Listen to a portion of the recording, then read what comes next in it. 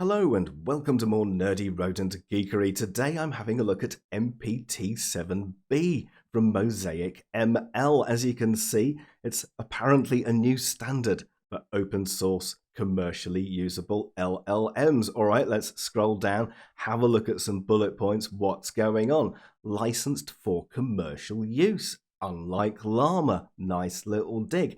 Trained on a large amount of data, 1 trillion tokens like Llama, versus a lot less, but all those other ones, prepared to handle extremely long inputs. Thanks to Alibi, they trained on up to 65k inputs, and it can handle up to 84k, compared to 2 to 4k for other open source models. Optimized for fast training and inference via flash-attn and faster transformer, and also equipped with highly efficient open source training code. All right, we've got loads of different models there, and as they say, some are commercial use, and as you can see at the bottom there, MPT-7B chat, non-commercial use only. So they've got the base, the Storywriter, which has been trained on the 65k tokens, Instruct, which has been trained on an instruction dataset, and chat, which is sort of like a chatbot. I'm going to be running this in the Ubabooga text generation web interface, but if you don't want to run these locally, don't worry, there are websites there. There's a Hugging Face space that runs the MosaicML chat, and there is also one for Instruct as well. Obviously, you'll be sharing it with everybody else, so it's a little bit slower than running it locally. Sticking with Hugging Face, we can see a bunch of information about MosaicML there, and if you scroll down, you can see links to all the various models. Here's a quick look at the model card for the base one, MPT-7B. It's got a lot of the information we've already had a look at, but if we scroll down, it's got a little bit of technical stuff there. So there, how to use. So you need trust remote code equals true, and you'll probably also want to use Triton inference and move the model to bfloat16. If, like me, and you're using the Ubabooga text generation web interface, then there are a couple of steps you'll need to do. First of all, you'll need to pip install Einops. There, as you can see, that's very simple. Just make sure you're in your text generation Python environment, run pip install Einops, and you've got it installed. Very easy. If you then start the server, just like it says there, with the trust remote code option, then you'll get it running, but it will be a little bit slow. Like he says there, I could only get 7,000 token inputs with 24 gig of VRAM, and the generation was super slow. Yes, it is super slow. If you use Triton and BF16, it gets a bit faster. That's what I'm using. So you'll need to make those changes to your models.py file, and there they are in the models.py file that I have changed locally. You can then start it, like they say at the bottom there, with the trust remote code and --BF16 flag as well.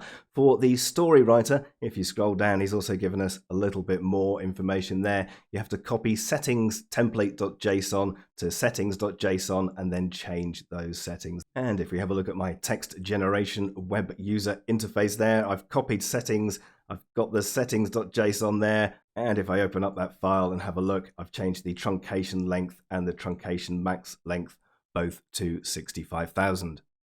Now, do remember that this Triton inference is only for these MPT models.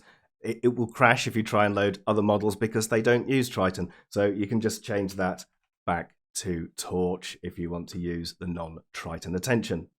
By default, you're going to probably want at least 16 gig of VRAM to run all this. And if you're using that Storywriter model, if you want to go really, really high, then you're going to need absolutely loads of VRAM. Like he mentioned, he got up to about 7,000 tokens on 24 gig. Having a look over on Hugging Face, of course, there are a couple of 4-bit quantized versions available already. I don't know if they actually work, haven't tested those. I'm just going to be using the ones direct from MosaicML. I'm going to be doing my standard tests in just a moment, but first, this special test for the Storywriter model. So this is the one that has that really large context. If I go and have a look over at the parameters, there we've got this truncate the prompt up to 65,000. So that's absolutely massive and won't fit in any amount of VRAM that I have. I think really, the length of that is about, well, whatever your VRAM is. So about 7,000 is what it will actually handle. And the astute amongst you will also notice I'm using a different preset up here, Nerdy Rodent MPT. This is a very simple preset, basically exactly the same as these websites. You see, if you click open the advanced options there, you've got a temperature, top P, top K, and a repetition penalty. And that is exactly what I've done over here. So temperature 0.1, top P 1, top K 0, typical P 1, and the repetition penalty at 1.1. Now, here I've asked it to summarize the following scene from a play. Some of you may recognize this play, and I'm thinking, all right, as this is only 1,606 tokens, it's going to do really well at this, isn't it? Isn't it? Isn't it? All right, let's scroll down and see what happens. So this is the entirety of the thing. This took a little while to generate and used loads of VRAM, and as you can see, it's got it completely wrong. But what it has done is carried on. So you see there, Montague actually ends with speak nephew, and we've got over here Montague speak nephew, and what it's done is it's just carried on the play instead.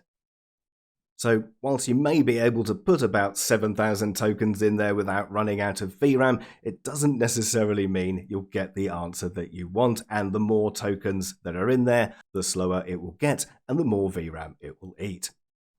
Just for giggles, I also ran a variety of perplexity evaluations just because I can. If you have a look here, we've got obviously Snoozy 13B right at the top there. The lower the perplexity score, the better it is. And right down on the bottom here is OPT 1.3. I'm just looking at the wiki text ones for here. Some interesting scores from Mosaic here. The chat model I've tested there seems to score worse than the other two. So the base model gets 7.6, the Storywriter gets 7.6, Instruct gets 7.7, and the chat model gets 9. The model I'm using here in chat mode is the Instruct one. As per the model card, I'm loading that in BF16 and using the Triton flash-attn. Parameters here are exactly the same, apart from obviously I've got a max prompt size there for the chat mode of 2048. I'm using the same preset as with Storywriter.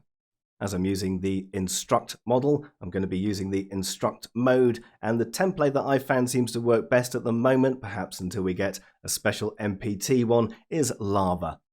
All right, so let's try it on the first question. Now, one of the things about this is its speed as well. As you can see, this is all happening in real time. Obviously, I've turned the streaming on so you can see how it does. And what answer has it come out with? This is an interesting question, which requires some knowledge. Yes, based on my understanding of these concepts, it appears that both types of water will freeze at 0 degrees Fahrenheit. Okay, great. So it's sort of answered the question, but it's done it in an extremely wordy way. And what I wanted it to say was hot water freezes faster.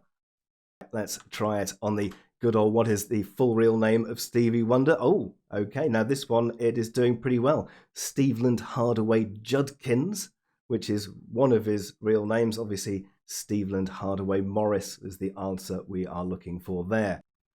How well can it do with this one? On which platform was the game Tunnels of Doom released? Apparently that was released by Activision in 1982 on the Atari 2600. No, that is completely wrong. As you see, this one does like to go on and on. It's a little bit more wordy than the previous snoozy and groovy models a lot of the time, but it can be brief there. Apparently, the blob of toothpaste that sits on your toothbrush is called a toothpaste tube.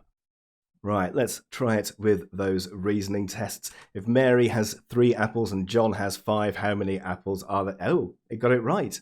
There are 8 apples. Brilliant. Okay, that's very good. Let's try it with the next reasoning test, shall we? There we go. So Nerdy pointed at Jane. Jane pointed at a tree. Nerdy did not point at a tree, assuming the first 2 statements are correct. Is the third statement true or false? It's false. I think perhaps in the world of large language models, Jane is forever destined to be a tree. Well, if it can't get that one right, surely it can't get the more complicated one correct. There it is, the answer B. Conclusion does not follow. Okay, that's not reasoning. That is not how logic works. Sorry. Let's try the chatbot on a quick bit of summarization there, an excerpt from the time machine. And here it is doing a little bit better. It's saying, here is what I understood from the passage. It's actually giving me some information. It's giving it in a bit of a code format though, so that's going to be nice and difficult to read. Thanks. Given that that was a little bit difficult to read, I've copied and pasted it there. So it has actually done a very good summarization there. First paragraph, second paragraph, third paragraph. That's how summary works. It's got some of the information there that they're discussing cubes. So I think it's done quite well. And let's try our standard coding test, just to write a complete Python 3 script that will output the first 7 numbers of the Fibonacci sequence in reverse order. And as you can see there, it's absolutely pants at coding. Another thing it's completely pants at is actually writing poems. Here, write a 6-line poem about a nerdy rodent. And there it is when it finally comes to an end. It's not a poem, it's not 6 lines, and it also can't do haikus. So here we are, provide an example haiku about Star Wars. May the Force be with thee. All right. Yeah. Let's clear some history. Let's give it another test. There we go. It should be able to understand that all the different questions are different things. So one of the tests is, if you provide it lots and lots of text, does it get it in context, or does it get confused by what's before it? And it still gets confused here. It just cannot do haikus. Maybe it needs to be a little bit lengthy. All right, let's try using the style of Shakespeare. Give me a 2-verse song about a rodent and include a funny chorus. Twinkle, twinkle, little mouse, how much fun it was tonight. No, I can't even read that because there's no punctuation. What is it doing? So I think as far as creativity goes, it's a little bit meh. So if you saw my previous video with both Groovy and Snoozy, you'll be able to see which models are better at all the various different things. For the creativity, I would definitely give that to Groovy. If you want to do any stories, anything like that, regardless of the fact that Storywriter can have a very big length, I'd probably still recommend Groovy. It's quite creative, but Storywriter is also quite good at stories. It just seems to lose track after a while, regardless of that large context length. It just seems to lose it for me, but your mileage may vary. If you want more factual information, if you want it to get things correct, then these MPTs are pretty good. And if you want to see my full breakdown of Groovy versus Snoozy, then do take a look at this video.